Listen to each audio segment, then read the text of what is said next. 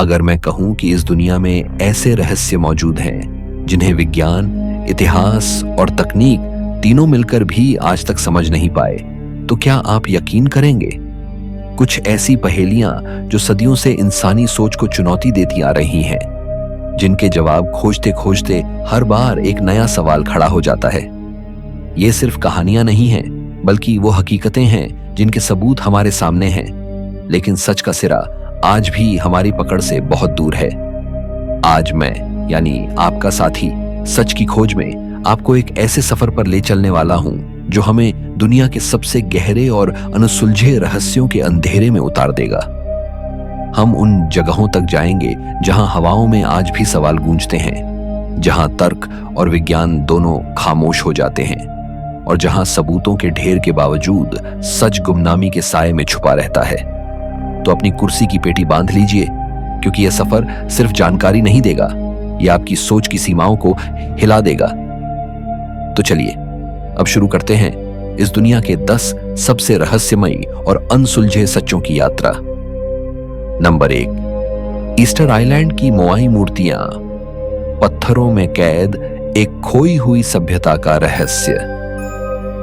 प्रशांत महासागर के बीचों बीच दुनिया से हजारों किलोमीटर दूर एक ऐसा द्वीप मौजूद है जहां आज भी हवा के साथ सवाल बहते हैं। चारों तरफ अनंत समंदर, कोई पास की जमीन नहीं, कोई सहारा नहीं, और उसी वीरान से दिखने वाले द्वीप पर खड़ी हैं 887 विशाल पत्थर की मूर्तियां, जिन्हें दुनिया मोआई के नाम से जानती है।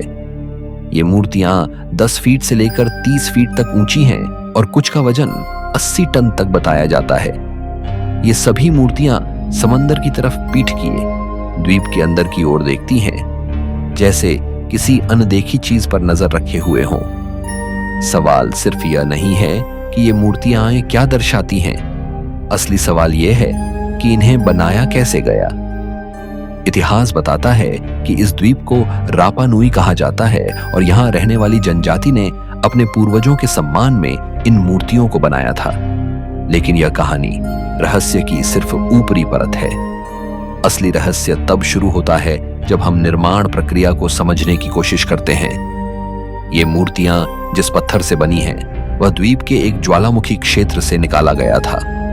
यानी सैकड़ों टन वजनी पत्थरों को पहले खदान से निकाला गया, फिर उन्हें कई किलोमीटर दूर अलग अलग जगहों तक पहुंचाया गया। उस दौर में न धातु के औजार थे, न पहिए, न कोई आधुनिक मशीन। फिर यह सब कैसे हुआ? कुछ वैज्ञानिकों का मानना है कि मूर्तियों को लकड़ी के रोलर्स और रस्सियों की मदद से खिसकाया गया, लेकिन समस्या यह है कि इस द्वीप पर कभी इतने बड़े पेड़ पाए ही नहीं गए जिनसे ऐसे रोलर्स बनाए जा सकें। अगर कभी थे भी, तो फिर आज उनका कोई निशान क्यों नहीं है? कुछ लोग कहते हैं कि इन्हीं मूर्तियों को बनाने के चक्कर में द्वीप के सारे जंगल काट दिए गए, जिससे पर्यावरण तबाह हो गया और पूरी सभ्यता भूख और आपसी संघर्ष में खत्म हो गई। लेकिन यह थ्योरी भी कई सवाल छोड़ देती है। सबसे चौंकाने वाली बात यह है कि कुछ मोआई मूर्तियों के सिर पर 10 टन वजन की लाल पत्थर की टोपी रखी गई है, जिसे पुकाव कहा जाता है। इतनी भारी चीज को इतनी ऊंचाई पर चढ़ाया कैसे गया? आज की आधुनिक क्रेनों के बिना यह काम करना भी आसान नहीं है। कुछ प्रयोगों में वैज्ञानिकों ने छोटी मूर्तियों को रस्सियों से चलाकर दिखाया है, जैसे वो खुद कदम बढ़ा रही हों। लेकिन ये प्रयोग सीमित पैमाने पर हैं और असली मूर्तियों के वजन और आकार के सामने अधूरे साबित होते हैं। और फिर आता है सबसे रहस्यमय पहलू। ये मूर्तियां सिर्फ पत्थर की आकृतियां के नहीं हैं। हाल की खुदाइयों में पता चला कि जमीन के नीचे इनके पूरे शरीर मौजूद हैं, जिन पर जटिल नक्काशी की गई है। यानी जो हम देखते हैं वो सिर्फ आधा सच है, बाकी का हिस्सा सदियों तक जमीन में छुपा रहा। ये नक्काशियां किस लिए थी? क्या ये सिर्फ सजावट थी या किसी गहरे ज्ञान का संकेत? आज ईस्टर आइलैंड पर खड़ी मोआई मूर्तियां खामोश हैं। उन्होंने न जाने कितनी पीढ़ियों को आते जाते देखा है। एक पूरी सभ्यता आई, फली फूली और फिर रहस्यमय तरीके से खत्म हो गई। मूर्तियां आज भी वही हैं, जैसे किसी जवाब का इंतजार कर रही हों। ये हमें देखती हैं, लेकिन कुछ कहती नहीं। शायद इनके पत्थर के सीने में वो सच दफन है जिसे इंसान कभी पूरी तरह समझ ही नहीं पाएगा। यही वजह है कि मोआई मूर्तियां सिर्फ इतिहास नहीं बल्कि इंसानी सीमाओं का सबसे बड़ा सवाल बन चुकी है। नंबर 2, गीजा का महान पिरामिड, प्राचीन इंजीनियरिंग जो आज भी विज्ञान को चुनौती देती है। जब इंसान गुफाओं में रहना सीख ही रहा था, उसी दौर में मिस्र की रेत पर एक ऐसी संरचना खड़ी की जा रही थी जिसे देखकर आज का विज्ञान भी चुप हो जाता है। गीजा का महान पिरामिड यह सिर्फ एक राजा की कब्र नहीं बल्कि इंसानी इतिहास की सबसे बड़ी अनसुलझी पहेली है। लगभग 4500 साल पहले बना यह पिरामिड आज भी उतना ही सटीक, उतना ही रहस्यमयी और उतना ही असंभव लगता है जितना पहली नजर में। इसकी ऊंचाई लगभग 480 फीट थी और इसमें करीब 23 लाख पत्थर के ब्लॉक लगाए गए, जिनमें से हर एक का वजन 2 टन से लेकर 80 टन तक बताया जाता है। सवाल यह नहीं है कि इसे बनाया गया, असली सवाल यह है कि इसे बनाया कैसे गया। इतिहास की किताबें कहती हैं कि इसे बनाने में करीब 20 साल लगे और हजारों मजदूरों ने काम किया, लेकिन सिर्फ मजदूरों की संख्या इस रहस्य को नहीं सुलझा पाती। उस समय न लोहे के औजार थे, न क्रेन, न पक्की सड़कें, न आधुनिक गणना के तरीके। फिर इतने भारी पत्थरों को सैकड़ों किलोमीटर दूर खदानों से यहां तक लाया कैसे गया और लाने के बाद उन्हें इतनी ऊंचाई तक इतनी सटीकता से जमाया कैसे गया कि आज भी उनके बीच ब्लेड तक नहीं घुस पाता। कुछ वैज्ञानिक मानते हैं कि विशाल रैंप बनाए गए होंगे जिन पर पत्थरों को घसीटकर ऊपर ले जाया गया, लेकिन अगर ऐसा था तो उन रैंपों के अवशेष आज कहां हैं? और अगर रैंप इतने बड़े थे कि 80 टन का पत्थर ऊपर ले जा सकें, तो उनका आकार खुद पिरामिड से भी बड़ा होना चाहिए था। कुछ लोग पानी की नहरों और नावों की बात करते हैं, लेकिन रेगिस्तान के बीच इतनी नियंत्रित जल प्रणाली कैसे बनाई गई, इसका कोई ठोस सबूत नहीं मिलता। पिरामिड का रहस्य सिर्फ उसके निर्माण तक सीमित नहीं है। इसकी दिशा उत्तर की ओर इतनी सटीक है कि आज के उपग्रह आधारित मापन भी हैरान रह जाते हैं। इसके चारों कोने लगभग बिल्कुल बराबर हैं। अंदर की संरचना और भी चौंकाने वाली है। संकरे गलियारे, हवा के लिए बने शाफ्ट, राजा का कक्ष, रानी का कक्ष और हाल ही में खोजे गए गुप्त खाली स्थान, ये सब संकेत देते हैं कि यह सिर्फ एक कब्र नहीं बल्कि किसी गहरे ज्ञान का केंद्र था। कुछ शोधकर्ताओं का मानना है कि पिरामिड में खगोल विज्ञान का गहरा ज्ञान छुपा है। इसके अनुपात धरती और ब्रह्मांड से जुड़े गणितीय सिद्धांतों से मेल खाते हैं। कुछ लोग तो यहां तक कहते हैं कि पिरामिड किसी ऊर्जा केंद्र की तरह काम करता था। और यहीं से जन्म लेती है सबसे विवादित थ्योरी कि शायद इसे बनाने में किसी ऐसी तकनीक का इस्तेमाल हुआ जो उस समय के इंसानों के पास नहीं हो सकती थी। कुछ लोग इसे एलियन तकनीक कहते हैं, कुछ खोई हुई उन्नत सभ्यता का ज्ञान। आज गीजा का महान पिरामिड रेगिस्तान में खामोशी से खड़ा है। उसने राजाओं का उत्थान और पतन देखा है, सभ्यताओं को मिटते देखा है, लेकिन खुद आज भी अडिग है। यह हमें बार बार याद दिलाता है कि हमारा अतीत जितना हम समझते हैं उससे कहीं ज्यादा उन्नत और रहस्यमयी था। और शायद कुछ राज ऐसे हैं जो समय के साथ और गहरे होते चले जाते हैं, सुलझते नहीं। नंबर 3, नाज़का लाइंस, आसमान के लिए बनाई गई धरती की रहस्यमयी चित्रकला। अब जमीन से नजर उठाइए और आसमान की ओर देखिए, क्योंकि यह रहस्य धरती पर खड़े होकर समझा ही नहीं जा सकता। दक्षिण अमेरिका के पेरू में फैला हुआ नाज़का का रेगिस्तान पहली नजर में एक साधारण बेजान जमीन लगता है, लेकिन जैसे ही आप ऊपर उठते हैं, हवाई नजर से देखते हैं, पूरी धरती जैसे एक विशाल रहस्यमयी कैनवास में बदल जाती है। मीलों तक फैली सीधी रेखाएं, त्रिकोण, सर्पिल आकृतियां और फिर अचानक उभरते हैं जानवरों के आकार, एक मकड़ी, एक बंदर, एक हमिंग बर्ड, एक छिपकली। ये हैं नाज़का लाइंस, जिनकी उम्र लगभग 2000 साल बताई जाती है। सबसे पहला और सबसे बड़ा सवाल यही है कि इन्हें बनाया किसने और क्यों। नाज़का सभ्यता के लोग तकनीकी रूप से साधारण माने जाते थे, उनके पास न तो उड़ने के साधन थे, न कोई आधुनिक मापन प्रणाली। फिर भी उन्होंने ऐसी आकृतियां बनाई जो जमीन पर खड़े होकर समझ ही नहीं आती। ये रेखाएं इतनी विशाल हैं कि इनका असली रूप सिर्फ आसमान से ही दिखाई देता है। तो क्या इन्हें बनाने वाले जानते थे कि इन्हें ऊपर से देखा जाएगा? और अगर हां, तो किसके द्वारा? वैज्ञानिक बताते हैं कि इन लाइंस को बनाने की तकनीक सरल थी। रेगिस्तान की ऊपरी गहरी मिट्टी को हटाकर नीचे की हल्की रंग की जमीन को उजागर किया गया। बारिश न के बराबर और हवा बेहद कम होने की वजह से ये रेखाएं हजारों सालों तक सुरक्षित रहीं। तकनीक शायद सरल थी, लेकिन योजना और सटीकता बिल्कुल असाधारण। इतनी लंबी सीधी रेखाएं बिना आधुनिक उपकरणों के कैसे खींची गईं, यह आज भी एक पहेली है। अब आता है सबसे उलझाने वाला सवाल, इनका मकसद क्या था? कुछ इतिहासकार मानते हैं कि ये धार्मिक अनुष्ठानों से जुड़े रास्ते थे, जिन पर चलते हुए लोग देवताओं से बारिश और फसल की प्रार्थना करते थे। कुछ का कहना है कि ये खगोलीय कैलेंडर हैं, जो सूर्य, चंद्रमा और सितारों की स्थिति दर्शाते हैं। लेकिन समस्या यह है कि सभी आकृतियां इन सिद्धांतों में फिट नहीं बैठती। जानवरों की ये विशाल आकृतियां किस धार्मिक या खगोलीय तर्क से जुड़ी थीं, इसका कोई ठोस जवाब नहीं मिलता। और फिर एक ऐसा विचार है जिसने इस रहस्य को पूरी दुनिया में मशहूर कर दिया। कुछ लोगों का मानना है कि नाज़का लाइंस आसमान से आने वालों के लिए बनाए गए संकेत थे, जैसे कोई संदेश, जैसे कोई निशान कि हम यहां हैं। कुछ रेखाएं इतनी चौड़ी और सपाट हैं कि उन्हें देखकर लोगों ने उन्हें रनवे तक कह दिया। भले ही यह विचार विवादित हो, लेकिन यह नकारा भी नहीं जा सकता कि ये रचनाएं मानवीय समझ की सीमाओं से बाहर लगती हैं। नाज़का लाइंस आज भी वही हैं, खामोश, स्थिर और रहस्यमयी। वे हमें कुछ दिखाती हैं, लेकिन कुछ बताती नहीं। एक प्राचीन सभ्यता का छोड़ा हुआ संदेश, जिसे हम देख तो सकते हैं, लेकिन समझ नहीं पाते।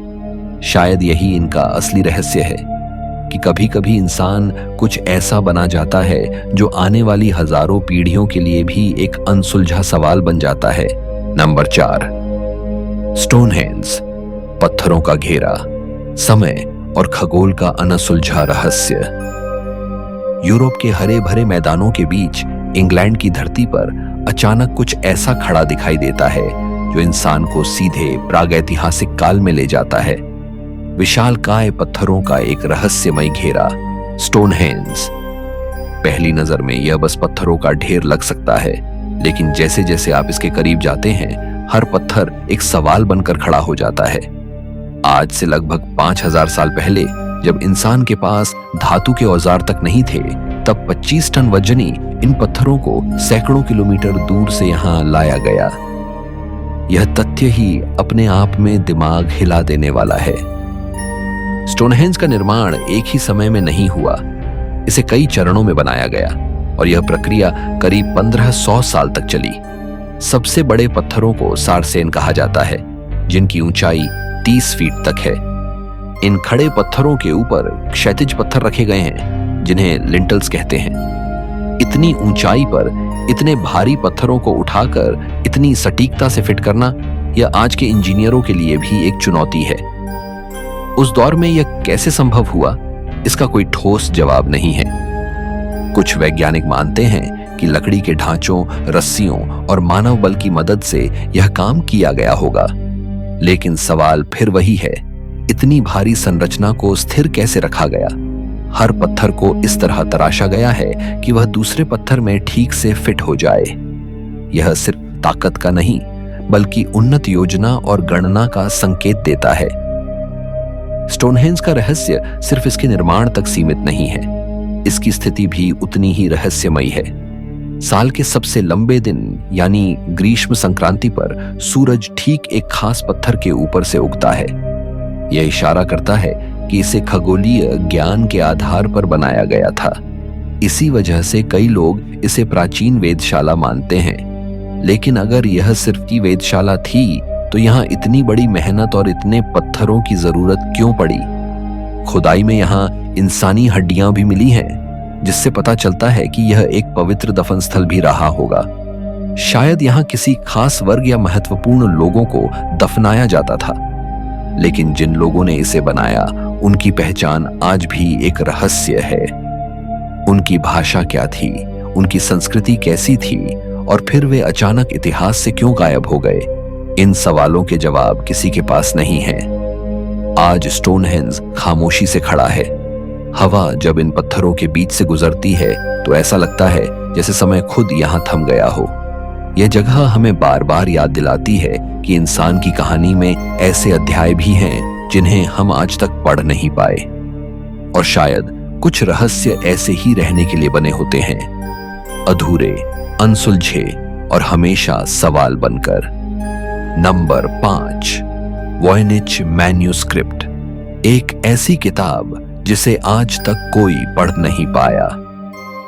अब हम पत्थरों और संरचनाओं से आगे बढ़कर कागज और स्याही पर लिखे एक ऐसे रहस्य की ओर आते हैं जिसने सदियों से दुनिया के सबसे तेज दिमागों को भी घुटनों पर ला दिया है।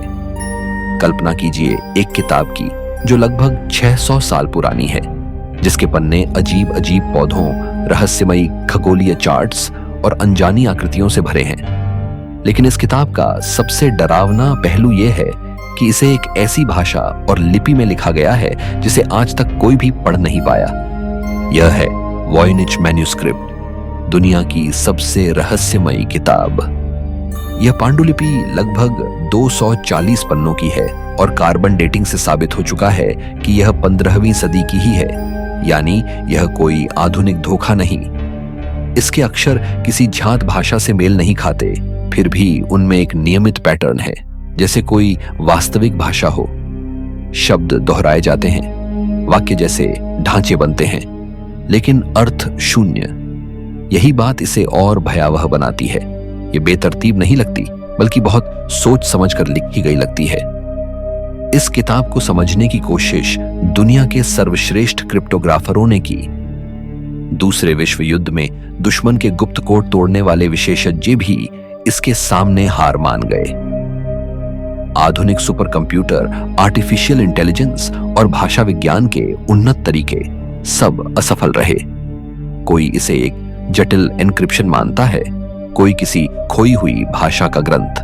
कुछ लोगों का तो यह भी कहना है कि यह किसी गुप्त समाज का ज्ञान है जिसे जानबूझकर आम इंसानों से छुपाया गया। किताब के चित्र रहस्य को और गहरा कर देते हैं। इसमें ऐसे पौधों के चित्र हैं जो धरती पर कहीं नहीं मिलते। ऐसे खगोलीय नक्शे हैं जिनका संबंध किसी झात तारामंडल से नहीं बैठता।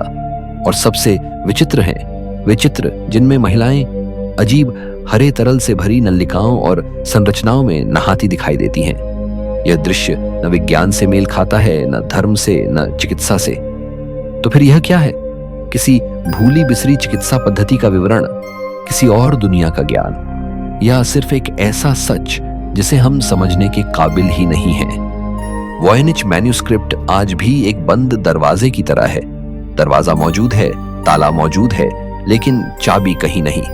यह हमें याद दिलाती है कि इंसानी इतिहास में कुछ ज्ञान ऐसे भी रहे होंगे जो समय के साथ खो गए, और शायद हमेशा के लिए। नंबर 6, डायटलोव पास हादसा, बर्फ में दफन मौत का अनजाना सच। अब हम किताबों और पांडुलिपियों के रहस्यों से निकलकर एक ऐसी सच्ची घटना की ओर बढ़ते हैं जो आज भी सुनने वालों की रूह तक को सहरा देती है। साल 1959, रूस के उरल पर्वत, कड़ाके की ठंड, घने जंगल और बर्फ से ढकी पहाड़ियां। इसी इलाके में 9 अनुभवी पर्वतारोहियों का एक दल एक साधारण सा अभियान शुरू करता है। ये सभी लोग युवा थे, फिट थे और बर्फीले इलाकों में जीने का पूरा अनुभव रखते थे। लेकिन यह यात्रा उनकी जिंदगी की आखिरी यात्रा बन गई। कई दिनों तक जब इस दल से कोई संपर्क नहीं हुआ तो बचाव दल को भेजा गया। जब खोजकर्ताओं को उनका टेंट मिला तो पहला झटका यहीं लगा। टेंट बाहर से नहीं बल्कि अंदर से फटा हुआ था, जैसे लोग किसी भयानक डर में आधी रात को उसे चीरकर बाहर भागे हों। आसपास बर्फ पर नंगे पांवों के निशान थे जो जंगल की ओर जाते दिखते थे। सवाल उठता है, इतनी भयानक ठंड में कोई इंसान अपने सुरक्षित टेंट को छोड़कर बाहर क्यों भागेगा? कुछ दूरी पर पहले शव मिले, किसी ने सिर्फ अंडरवियर पहना था, किसी ने जूते तक नहीं पहने थे, जबकि तापमान -30 डिग्री से नीचे था। आगे खोज करने पर बाकी शव भी अलग अलग जगहों पर मिले। कुछ के सिर और पसलियां बुरी तरह टूटी हुई थीं, लेकिन बाहरी चोट के निशान नहीं थे। एक महिला की जीभ गायब थी। कुछ कपड़ों में रेडियोधर्मी तत्व पाए गए। यह सब किसी साधारण हादसे की कहानी नहीं लगती थी। सरकारी जांच हुई, लेकिन उसका निष्कर्ष और भी डरावना था। रिपोर्ट में लिखा गया कि इन लोगों की मौत एक अज्ञात और शक्तिशाली बल के कारण हुई। यह अज्ञात बल क्या था, इसका कोई जिक्र नहीं किया गया। हिमस्खलन की थ्योरी दी गई, लेकिन उस जगह पर हिमस्खलन के कोई ठोस सबूत नहीं मिले। जंगली जानवरों का हमला माना गया, लेकिन न तो संघर्ष के निशान थे और न ही जानवरों के। समय के साथ और भी अजीब बातें सामने आईं। स्थानीय लोगों ने उस रात आसमान में अजीब रोशनियां देखने की बात कही। कुछ ने सैन्य परीक्षण की आशंका जताई, कुछ ने इसे किसी अनजानी प्राकृतिक शक्ति से जोड़ा, और कुछ लोगों ने तो यहां तक कहा कि यह इंसान और किसी ऐसी चीज का सामना था जिसे हम आज भी समझ नहीं सकते। डायटलोव पास आज भी बर्फ में खामोशी से पड़ा है। वहां कोई स्मारक नहीं, कोई जवाब नहीं, बस सवाल है। यह हादसा हमें याद दिलाता है कि कभी कभी सच इतना डरावना होता है कि उसे एक फाइल में बंद कर देना ही सबसे आसान रास्ता बन जाता है। और शायद कुछ रहस्य ऐसे ही रह जाते हैं, हमेशा के लिए, बर्फ के नीचे दबे हुए। Number 7, crop circles. खेतों में उभरे संदेश, इंसान या कोई और शक्ति।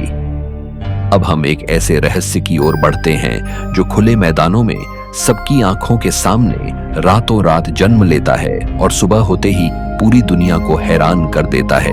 कल्पना कीजिए, आप रात को सोते हैं और सुबह उठकर देखते हैं कि आपकी फसल के बीच जटिल ज्यामितीय आकृतियां बनी हुई हैं। फसल कटी नहीं है, टूटी नहीं है, बल्कि इस तरह मोड़ी गई है जैसे किसी अदृश्य शक्ति ने बहुत सोच समझकर उसे झुका दिया हो।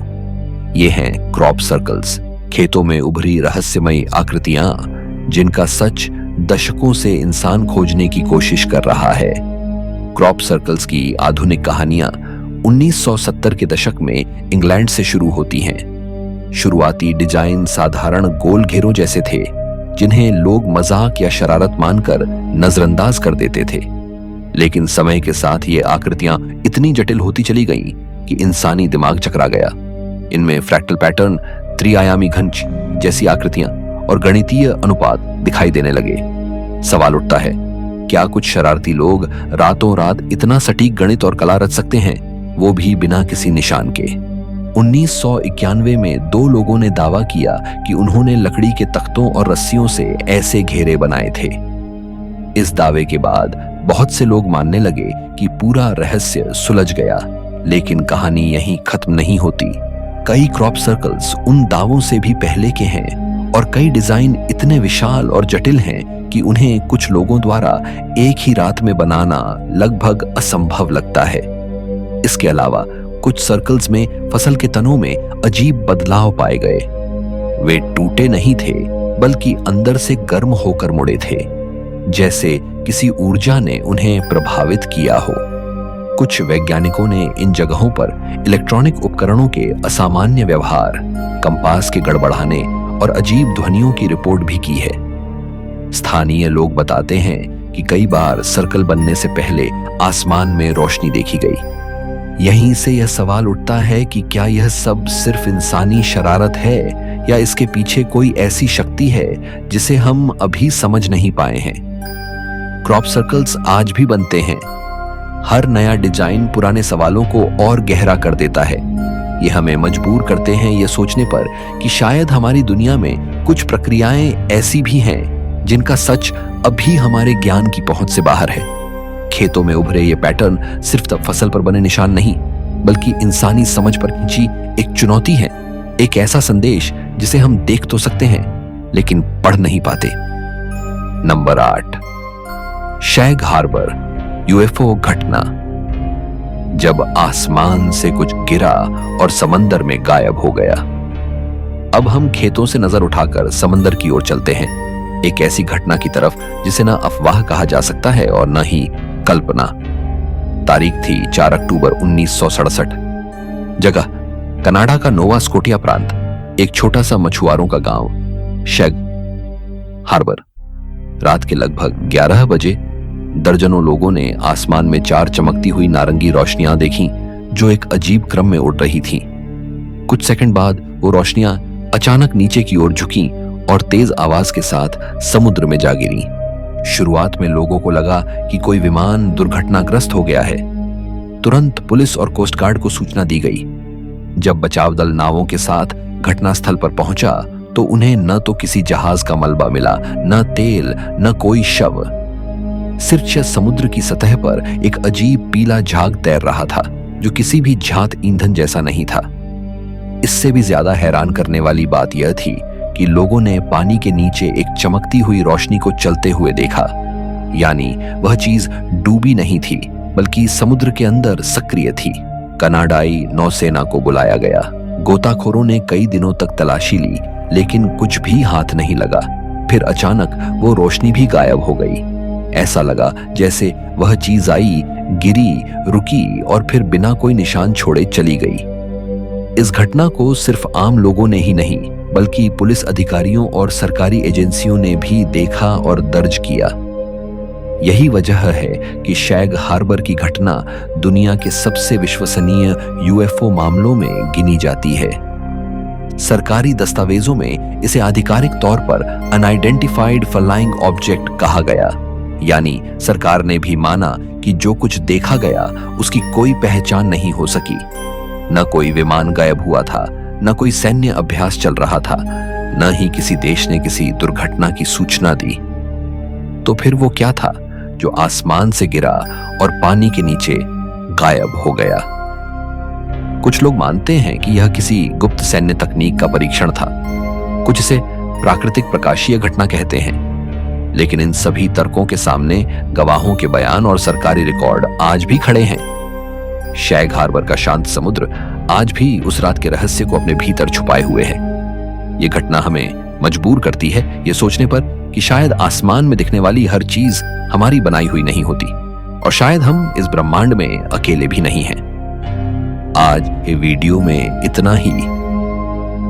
दुनिया के ये 10 रहस्य हमें याद दिलाते हैं कि चाहे विज्ञान कितना भी आगे क्यों न बढ़ जाए, कुछ सवाल ऐसे हैं जिनके जवाब शायद कभी नहीं मिलेंगे। यही अनसुलझापन, यही रहस्य हमारी जिज्ञासा को जिंदा रखता है। अगर आपको यह सफर पसंद आया हो तो अपनी राय जरूर बताइए, क्योंकि सवाल जब तक जिंदा हैं, खोज भी जिंदा है।